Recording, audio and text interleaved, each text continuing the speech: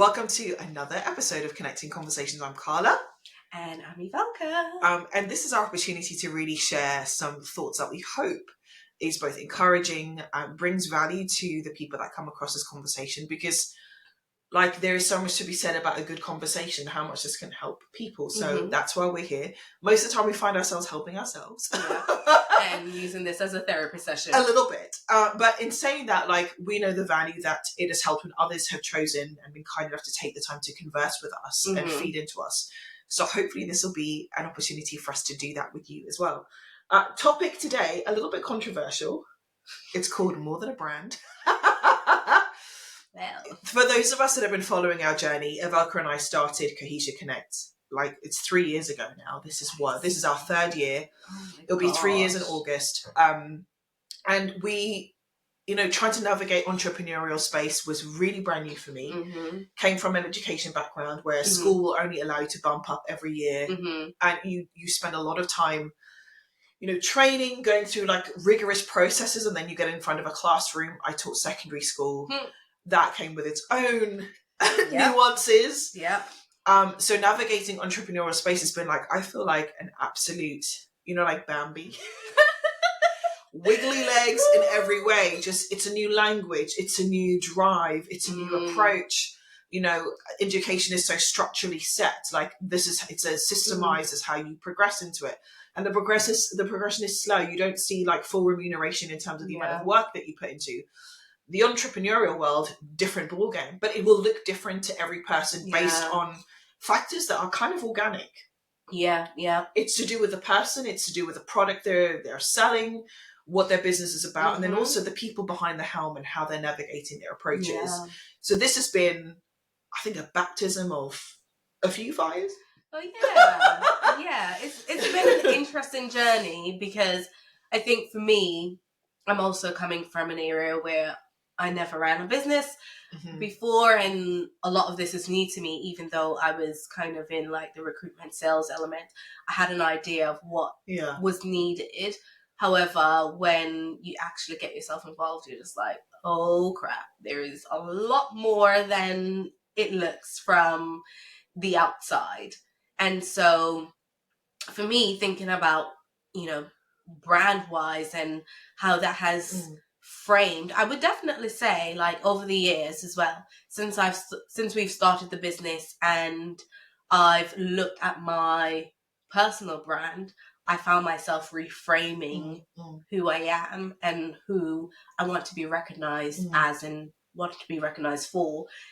And through the process of going through entrepreneurship and developing Cohesia Connect and doing the stuff that we do, I find myself aligning to the work that we do and creating a brand aligned to that. Whether that's a good thing or a bad thing, I don't know. But it does make you reflect, am I doing this because I'm being authentic to myself, or am I doing this because I need to ensure the business needs to run and I need to look what my business says it should be doing? And I think that's a lot of consideration people have had when they started a new business. They've pretty much adopted their business as their identity. And I really wanted to talk about this because I think what's come in terms of this new wave of how we're doing business, it's about connecting, it's about using social media platforms. I have never seen, for example, real estate or property on social media as I have now. People, I'll do a video of a house. You can get to see our agents. Let's get to know. Beforehand, it was this very transactional. Yeah. We're over here. We're going to take our cut, come with it or deal with it, and that's done. Yeah. Now, the demand is actually, if you want to be successful and you want to be seen as distinctive, that you are distinguishable within whatever realm that you're trying to, occupy space in your entrepreneurship, it's got to have branding. It's got to have, show me how authentic you can be. How relatable are you? And that's giving people more access to you as a person. But I think the pressure to do that in terms of, well, if I don't have stuff documented every single day on my social media, or I'm not posting every day on LinkedIn, then does this mean that my business is going to fail? Yeah. And I think this year we've been speaking about, at the start of this year about what are we doing about setting goals? And it's not just about goal setting, it's been about transformation. Yeah. And it's been about, actually, this is a year of approach where maybe you want to take a step back and rest. Mm-hmm. And when we say rest, it's not like I'm going off for a long, nap for the rest of the year. Even though that's sometimes no, what it's I not. But do, it's taking stock in terms yes. of what's important in order to like really take stock of who I am, self-awareness, mm-hmm. and see like what are my strengths and what are my weaknesses that I can employ from more of a contented space to move things forward and move that needle forward, rather than rushing off to being productive or see my face everywhere. And a lot of the time they say we need you to be authentic, but I'm like, what does that mean? Is what we're seeing from branding actually authentic? But is there space for authenticity? I mean, that's two questions now on the table. Let's start with one of them. Because, like, in response to my own question, it's like, and this is something I've struggled with a little bit, is that, yes, I've transformed my outward and external brand to be more aligned to what we do as a company, but also to identify more of myself as a professional in the field and the spaces that we occupy. But that's not all me. And I'm going to be the first to be honest and transparent, is, there are certain stuff that I actually really think about whether I'm going to put on Instagram or LinkedIn compared to my private stories, or share with certain people, because for some people that might be controversial, or, they, now people have an expectancy of what they require what or see from me. And so I also have to be cautious, because even in the last couple of months, I've transformed to be, someone, growing up in the corporate space and, being successful in that way, and then starting the business. So I get a lot of people coming to me for advice, both via social media, Instagram and LinkedIn. I even had, during a work meeting at my day job, someone was just like, you need to show me the ropes of LinkedIn. And I'm just like, I don't even consider myself an expert. And she was just like, and I was just like, first of all, I haven't even posted all week. So it's just like, really? But it did make me consider whether I'm showing up as my authentic self, or I'm just showing people what I want them to see. And we all know on social media, we have a choice. We have a choice about what we post and what we want people to see. And so for me, I had to think about, okay, this is how I want to show up on social media. But I try my best to be as authentic as possible in terms of, okay, I'm not all about work. I do see my friends. I do have a life. I do go out and go on dinners and, have some fun. But at the same time, I'm just like, there are some moments where I just want to be really, really candid about some stuff. And I don't know if I can be that authentic, or else I'm going to get cancelled. So where do you draw the line as to, or is there a line to being authentic on social media, or, when we show up to be more, to create a personal brand? Like, can we fully be ourselves? Personally, I don't think we can, because half the people on social media will be cancelled a long time.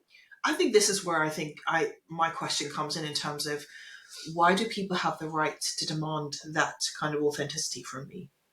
And I think this is where I think my question mark in terms of, is this a safe space for that? People are demanding, like, I want to see you and your brand as authentic. I can relate to you. Show me you in a day with your family. Show me the day of you, like, this is how you get up. This is how you navigate. Look at you at the gym. Look at you going for a walk. I mean, you're just so relatable. That's what I want to buy into. But we're setting people up in even that appearance of authenticity, or it is literally a highlight reel or a snapshot into a moment that does not have a full context. And it's almost like people are at the mercy that I have to give you this piece of myself, but actually there might be so much more going on. But you've told me that the only way that my business or what I'm selling is going to survive is if I give you this. And that for me poses, I think, really big questions, big moral questions. Is there space for it? Absolutely. I think my question is coming from, how do we navigate this safely without making, like, respect what people are doing with their work, respect the branding to do with their work. But that doesn't seem to me that that's the tone of what your audience wants from you. They want to see you like this, in this kind of space, this kind of, like, either mental authority on something like that. But you might likely just be like everybody else. They're just showed up consistently, did the hard work. But that didn't give you necessarily like, I'm now an expert title or authority on something that I'm still trying to figure out myself. Yeah. But people don't want to hear that. They don't want to see that. Yeah. And this reminds me of that really funny, you might have seen it, it's quite a naughty film, but I'm going to say it anyway. But I do feel like, even though it was put in this very fictional framework of the film Girls Trip, when they go to New Orleans and one of the friends in their group, it turns out she has a brand, she's got a book about relationships. Yeah. And her and her husband are meant to be like, I'm a woman, I've got a career, and I've got it all. I've got this really supportive husband. He was out there cheating. Yeah. They've made an agreement that no matter what, the public doesn't see that because we're selling the brand. And they were lying to show a level of authenticity that didn't even belong to them. Yeah. But I'm like, how many of us are potentially falling into that trap because they know that's not going to sell? But the world has told me that in order to be successful, to sell my skills and for my skills to be profitable, which I think is something that is reasonable. We are here to aspire, achieve, and make our way in the world. But like, at what cost is the world demanding of us to do that? And it was funny, you're laughing and rolling up because obviously it's quite crass in some areas as well. So I'm not recommending it. But what I really appreciated was like, that's a real snapshot into probably what's going on with a lot of this push nowadays in entrepreneurship or in business, that people are demanding, if you want to be successful and you want me to buy into this, I need you to give up this part of yourself in the altar of authenticity. Yeah, that's quite deep. So I was going to go there. It is quite deep because it makes you reflect on, you know, when I see people, and I fall in victim of this, I'm going to be very honest. There will be people who show up on social media and, you know, they've done something, or, you know, I admire them. And then they share a little bit, for instance, whether they're going through a breakup or they announce that. Firstly, I don't know why we have to announce on social media that we're going through a breakup. But that's what society demands. If you don't post, you know, 2 pictures, 3 pictures consistently with your partner, they assume like some things have happened. But even in moments like that, as someone in the audience, you also question, just like, oh, well, I wonder what happened. I wonder if they're going to share, like, and then you kind of put that pressure on them to be like, well, you've told us this, but at least give us some more information and context as to what's happening. And we ourselves are a little bit curious and be like, oh. It's like everyone's in the cycle of how that's meant to play out. Yeah, but then it does, on the flip side of that, if you are the person going through that, it's not something that you necessarily want to share, but you've given people an inch and they want to take a mile. And it's just like, not everything should be shared, or not everything is going to be aligned to my brand. And people just should accept, like, humans are humans. We're going to go through our ups and downs, and, you know, we're not all a brand. Like your question for the title of this, we are so much more than a brand. I am so much more than how I show up on social media. I love to have a bit of a laugh. I love to go on nice dinners. I love to dress up. I love to do, you know, loads of different things. But that doesn't make it, you know, that's one part of me. Like my personal brand and my business brand is another part of me. It's not the whole of me. It's not me holistically. And I think when we do show up and we do put on a face, because that's what I'm going to call it, we have to recognize that there is so much more going on behind closed doors, and there is so much more to someone's life than just making money and being a businesswoman or a businessman. I think also I really love the point that you raised about as a recipient or an audience. Like, there's actually a part that I can play in terms of even how I'm choosing to receive this information. Like, yes, okay, this person gave me an insight. Is it my right to demand resolve? Yeah. And further on it, like, who am I to actually demand that person? Okay, that's still their choice. If they want to put that there, that's fine. But we've got into the cycle like, well, now I demand more from you. And that's a bit like, I've clearly chosen to go down that path of thinking and narrating that experience. And I think for myself, I'm just like, I can feel myself like, I really want to know what's going on. I'm like, but what right do I have? This is like, especially you mentioned the thing about a breakup, which is normally probably the most common traumas that I think people relate to when you see it, especially when it's unexpected, because for so long people are painted with this highlight reel. And then now we want to understand why it's all gone wrong. We feel like mum and dad have broken up and no one told us it was happening. I'm like, but they don't owe that to us. Why is it my demand that I need to understand, or I need to have resolve, or I need to understand? Actually, do I really need to? Was I really there as part of their community when they were going through tough times? Can they rely on me for actual support? Or am I just, their life is now fodder for my, free mind space, or rent free up in my head? And it's entertainment, but it doesn't affect my life. I've got no real participation. I've got no value to bring to that. Yeah. What are they really getting from me being participatory in that whole engagement? And I think that's also not a new thing, like that might be controversial to even consider, but I think that's something that I find myself questioning more. Like, just because they've said that, I feel they've made an announcement of some sort, and they feel that they're caught into this cycle of like, my brand requires me to show up, and I've got to give pieces of myself to hold an audience's engagement, or else I lose it. I feel like it's making me question, like, what have we set in motion here, both as an audience recipient and also the person that is proprieting, or the person is, putting this stuff out there. Yeah. Like, how do we do this safely together? I do love authenticity. I do love the fact that we can document things and it's really real life. But how much do I firstly need to give as someone that's doing that? I have a choice as to how I want to frame that. Yeah. And second of all, as a recipient or an audience member, I'm just like, what they give me is great. Yeah. I can choose to buy into that or not. I don't need any more. Yeah. And it's a tough question, but I don't know if that's possible. But you can see how it pulls and pushes in so many kind of ways. And I really wanted to reflect on that and just ask the question, is that morally something that we should be perpetuating in a cycle, when actually you can see how damaging this is for people, that this wide audience that demands something further from you, where were they when things were really broken? They're not there. No. And it just goes back to my point, like, we need to accept that people are human and we go through stuff. Not everything. And, we've heard it time and time again. We literally see what seconds or minutes of people's life, like 24 hours. Like, that is not enough to base someone's personality or someone's we're so judgmental. attitude to Honestly, business or, whatever they're doing. Like, we are a very judgmental society, and people don't want to hear it, but it is true. Like, we just need to own up to the fact that we sit here on social media and judge. That's why we enjoy scrolling, because we get to make judgment without other people listening. Yeah. And also it means that in a way it's solving to feel like no one's really looking at us in the same way.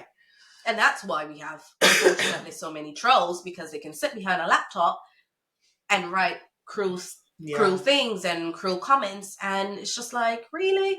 Don't you have anything better to fill your day with? But clearly they enjoy doing that. And so we need to take a step back when we are showing up. And yes, people are entitled to a personal brand, and I 100% recommend people strive to have a personal brand, because then you have the opportunity to be either someone of reason, someone that other people can look up to, give people a way or inspire people to showcase, like, this is not impossible. And I don't think having a personal brand is necessarily a bad thing. It's just the way in which the audience demands on what they should take from us. And I think if we're not going to show up authentically in every single aspect that people want us to be. Like, when I post on social media, I post as to what I want people to see and hear and what will aid in their development, because I use my platform to inspire and encourage. And that's the content that I want to put out to help those people to feel inspired and encouraged. But I'm not going to start crying on a video, because that is not inspiring or encouraging. But there are certain aspects of my life that I want to keep private. And don't get me wrong, there are things that I do post that are a little bit more revealing to who I am and to my life. But that doesn't mean I'm going to always post everything that is going to be as such. And I think people just need to recognize, depending on what kind of personal brand you want to have, whether that's a lifestyle where you then show people a little bit more about what's inside and behind the scenes, or is it a more professional one? You can choose what kind of personal brand you want to have. But please remember, you are more than a brand. When someone walks out the street to take their child to school, that is part of who they are. They are also a mother, they are a parent, they are someone who you know, a grandchild or an auntie, an uncle, sibling, sister, brother, whatever it may be. There are so much more than one post per every other day on social media. Yeah. And I guess I wonder, in terms of, this is what our world has really been determined by, like, if you're unknown on social media, do you even matter?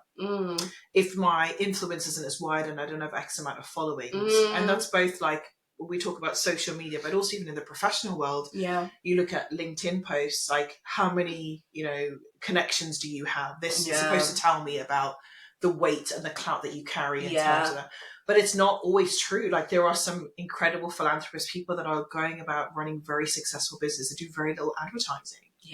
Very little, like, momentum that way. And this, we're in a world of, like, just like, actually there's more opportunity to connect, and I'm not here to disregard that at all. And for me, that, and for you, and for what we've been building with Cohesia Connect, that's been such an ally for us, and such a platform to really, like, push forward what we're doing and connect with a wider audience that we would not have been able to do on the ground, literally talking one-to-one to people.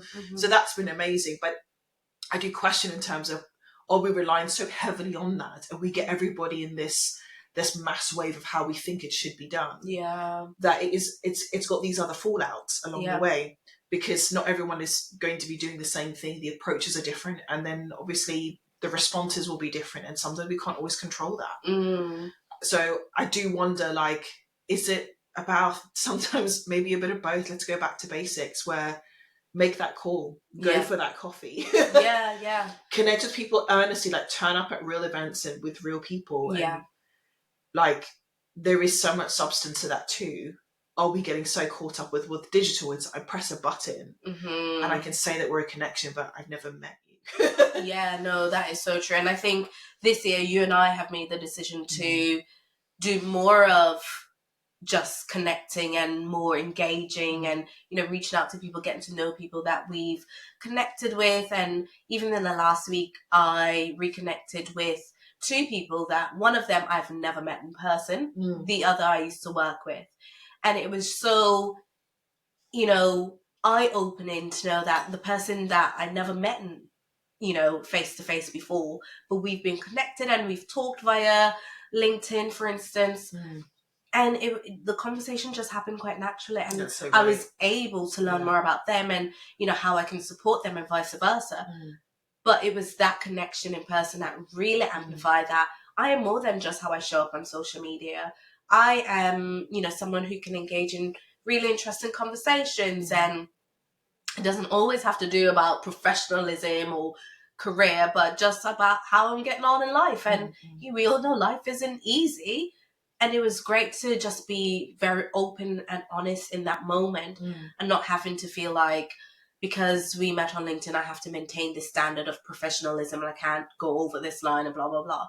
I was able to make more than a connection with that person and learn about them in a way that I probably never would if I maintained it online. So that's another thing as well, talking about, there's still ways to even operate that in a more personal level, even if it's online. So, like you mentioned, this year we've been a lot more intentional about either it's meeting in person, or every connection I'm making, say via LinkedIn, I'm like, are you free for a virtual coffee? Because, like, I am a real person at the other side of this.